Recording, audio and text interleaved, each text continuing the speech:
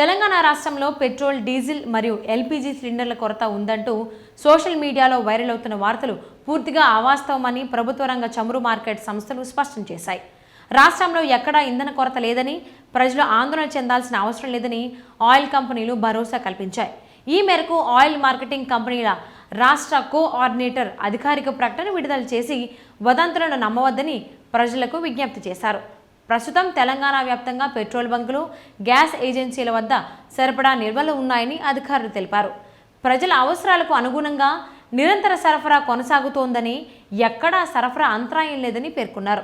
ఇటీవల సోషల్ మీడియాలో వ్యాపిస్తున్న కొరత వార్తల కారణంగా కొంతమంది వినియోగదారులు అధికంగా ఇంధనం కొనుగోలు చేయడానికి ప్రయత్నిస్తున్నారని, దీనివల్ల కొన్ని ప్రాంతాల్లో తాత్కాలికంగా డిమాండ్ పెరిగినప్పటికీ సరఫరాపై ఎలాంటి ప్రభావం పడలేదని వెల్లడించారు. మే నెలలో రాష్ట్రంలో ఇంధన వినియోగం గణనీయంగా పెరిగినట్లు ఆయిల్ కంపెనీలు వివరించాయి. మే తొలి 15 రోజుల్లోనే పెట్రోల్ అమ్మకాలు 14.2%, డీజిల్ అమ్మకాలు 17.7% పెరిగాయని పేర్కొన్నారు.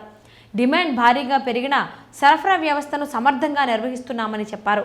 రాష్ట్రంలోని అన్ని డిపోలు, రవాణా వ్యవస్థలు పూర్తి స్థాయిలో పనిచేస్తున్నాయని, పెట్రోల్ బంకులకు నిరంతరంగా ఇంధనం చేరవేస్తున్నామని తెలిపారు.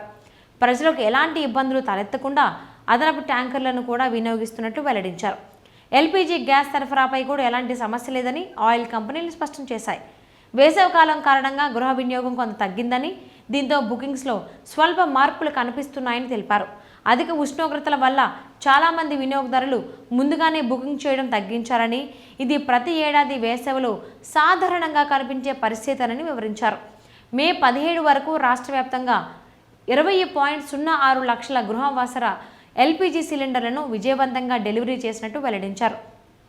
వినియోగదారులు గ్యాస్ బుకింగ్ కోసం ఎస్ఎంఎస్, మిస్డ్ కాల్, ఐవీఆర్ఎస్ లేదా ఆన్లైన్ సేవలను వినియోగించాలని సూచించారు. అలాగే అక్రమాలను అరికట్టేందుకు అమలు చేస్తున్న ఓటీపీ ఆధారిత డెలివరీ విధానం తెలంగాణలో 95% వరకు విజయవంతంగా అమలవుతోందని తెలిపారు. దీన్ని 100%కి తీసుకెళ్లేందుకు గ్యాస్ ఏజెన్సీలు ప్రత్యేక చర్యలు చేపడుతున్నాయని చెప్పారు. డెలివరీ సమయంలో వినియోగదారులు ఓటీపీను సరిగ్గా షేర్ చేసి సహకరించాలని విజ్ఞప్తి చేశారు.